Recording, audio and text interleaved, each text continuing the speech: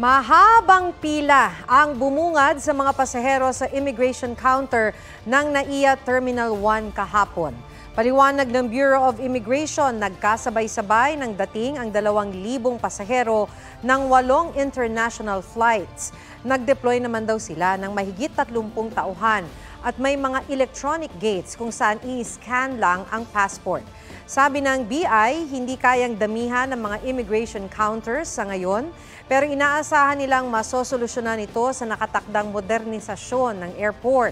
Posibleng solusyon din daw ang pag-schedule ng mga dating ng mga eroplano para hindi sabay-sabay ang dating ng mga pasahero. Hanggang 45 seconds lang daw dapat ang pasahero sa immigration counter. Sinusubukan pa ng GMA Integrated News na kunin ang panig ng NAIA. Huwag magpahuli sa mga balitang dapat ninyong malaman. Mag-subscribe sa GMA Integrated News sa YouTube. Sa mga kapuso abroad, subaybayan nyo kami sa GMA Pinoy TV at sa www.gmanews.tv.